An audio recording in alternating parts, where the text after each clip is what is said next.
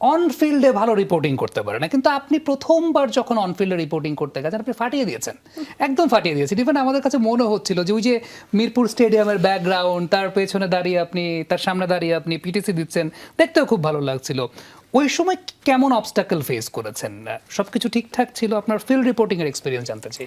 First of all আমি তো এখানে এসেছিলাম নিউজ পড়তেই, তারপর আসলে স্পোর্টস নিউজ করতে গেলে স্পোর্টস সম্পর্কে জানতে হবে, যেটা আমার শুরুর দিকে মোটেও কোনো আইডিয়া ছিল না।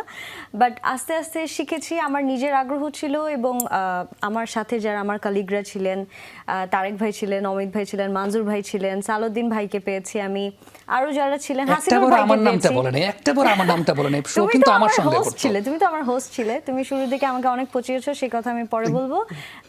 যারা আমাকে ছিলেন অনেক সাহায্য করেছেন, অলোক ভাই তখন আমাদের স্পোর্টসে ছিলেন, আমাকে অনেক শিখিয়েছেন কাজ করতে। তারপর টাইপিং, বাংলা টাইপিংয়ে আমার অনেক ঝামেলা ছিল, সেই অবস্টাকলটা আমি অন্য একটা মাধ্যম দিয়ে অবরোধে টাইপিং করে আমি আপাতত এখন পর্যন্ত চলে যাচ্ছে। শুভ ভাই আমাকে অনেক হেল্প করেছেন বাংলা টাইপিংয়ের ক্ষেত্রে, বা নিউজ আসলে কিভাবে খুঁজতে হয় বা কিভাবে করতে হয়, সবার কাছ থেকে অনেক হেল্প পাওয়ার পরে অবশেষে আমি ঠিক আছে স্পোর্টস সম্পর্কে আমার মোটামুটি একটা ধারণা হয়ে গেছে। এখন for the very first time আমার রিপোর্টিংয়ে যেতে হবে। অমিত ভাই আমাকে বলেছে যে তুমি যাও, মাঠে যাও, কাজ করো, ভালো করবে, চেষ্টা করো, নিশ্চয়ই ভালো কিছু একটা হবে। ওকে, নারী সিরিজ দিয়েই তোমার সাথে আমার একটা বিষয় মিলে গেছে, চিমটি কাটতে হবে। তুমি নারী সিরিজ দিয়ে তোমার কমেন্ট্রিতে ডেবিউ হয়েছে, আর বাহ মাশাআল্লাহ, কি শার্প সঞ্জনা ইভি। আর আমারও নারী সিরিজ দিয়ে রিপোর্টিংয়ে ডেবিউ হলো। সেখানে যেটা বাধা লাগছিল আমার কাছে, যে আমি লাইক বিসিবিতে যাওয়ার পরে আমি দেখি আচ্ছা আর কোনো ফিমেল রিপোর্টার নেই, আমি একাই ফিমেল।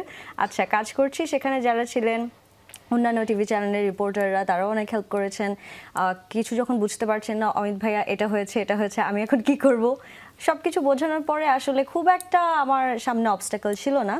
আর আমার সামনে কোনো একটা সিচুয়েশন থাকলে আমি সেটাকে খুব ঠান্ডা মাথায় হ্যান্ডেল করার চেষ্টা করি। সো সব কিছু মিলিয়ে আলহামদুলিল্লাহ it was a good experience. Sanjana EV 1.5 মিনিটের একটা লেকচার মারলো, সেই 1.5 মিনিটের লেকচার একবারও আমার প্রতি কোনো কৃতজ্ঞতা সে স্বীকার করে না। সবাই হেল্প করেছে কিন্তু আমি কোনো হেল্প করিনি। এনিওয়েজ, এটা আমার মনে থাকলো।